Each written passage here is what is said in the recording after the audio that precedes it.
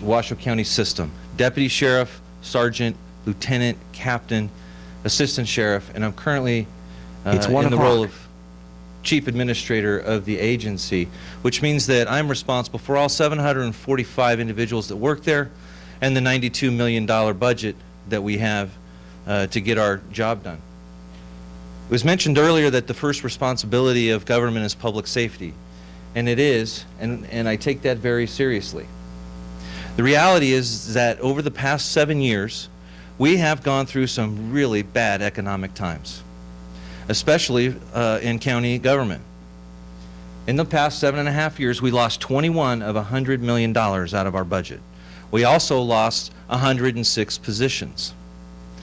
The reason I say that is because we had some challenging issues that we had to deal with, but we worked it out. At the end of the day, we put together a number of different programs.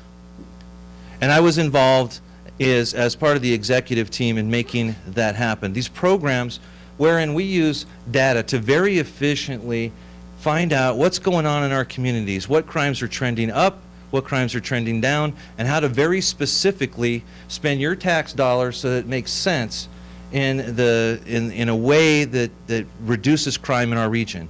We have today the lowest crime rate in the unincorporated areas of Washoe County than we've had in 10 years. And we did that after budget cuts, and we did that after employee cuts.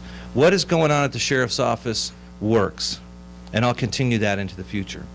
There are some areas that we need to improve.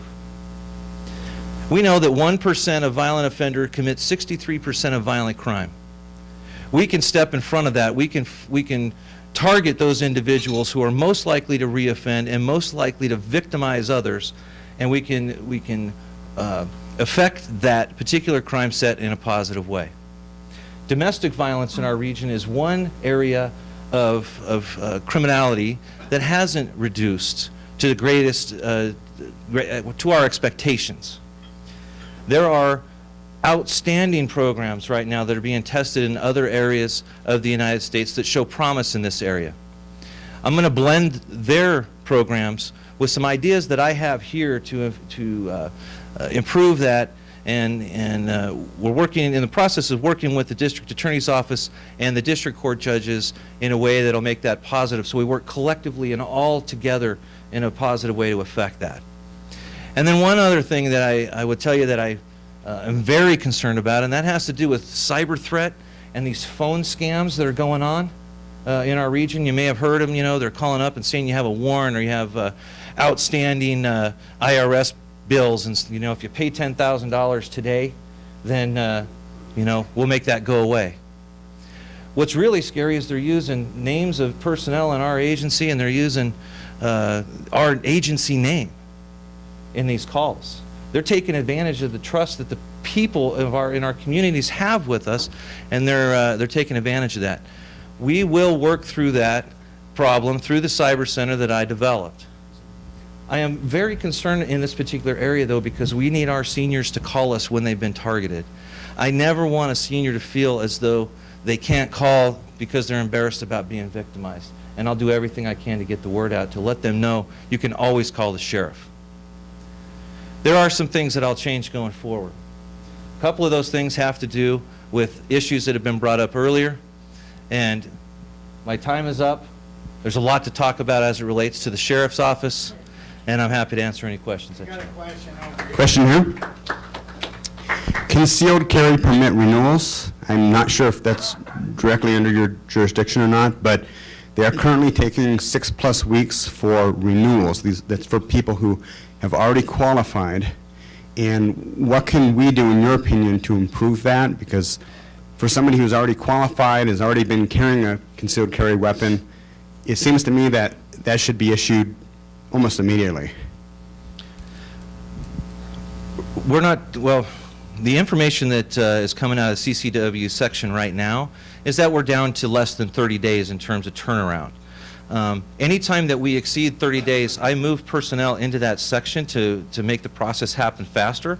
However, you should know that not everything with the CCW renewals or the new application process is solely within the guise of the sheriff's office. we have to send information to the state, the fingerprints and what have you. They have to then respond to the sheriff's office with the approval or denial.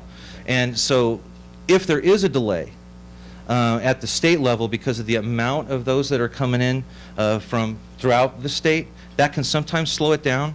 But right now we're less than 30 days on those applications. Thank you. Yep. Thank you. There's two over here. Three. Troublemakers over God. here. Troublemakers. What would you do in a situation, in a Bundy kind of a situation? Who's right in that? Do we tell the BLM to go home? Do we do what? I appreciate that question. I will tell you that I thought about this morning because I expected to probably hear about Bunkerville today. I had a conversation about 2 weeks ago with Doug Gillespie, the sheriff of Las Vegas Metro. He was confronted with some pretty challenging circumstances down there, but at least nobody hurt each other. I think that, and based upon what he told me and my knowledge of what occurred down there, at least he was able to work it out in a way that nobody hurt each other. He kept the peace. And based on the information that he expressed to me, the issues with the Bundy family, land right issues and all that have been going on down there for quite some time. This particular event just sort of brought everything to the surface in a very public way as it was pushed out by the media. But my perspective is that I would do everything I can to keep the peace and allow for everyone's constitutional right to be heard to be there, but at the same time, I don't want to see people shooting at each other in our county. Thank you, Tim. There's a couple more questions, but understand when I put this out, we were staying open till 1:30. Peter has a real brief because we had one candidate that got ill, but go ahead, Peter. Thank you, ladies and gentlemen. We have Josh Wilson, who's asked for an opportunity to speak to us.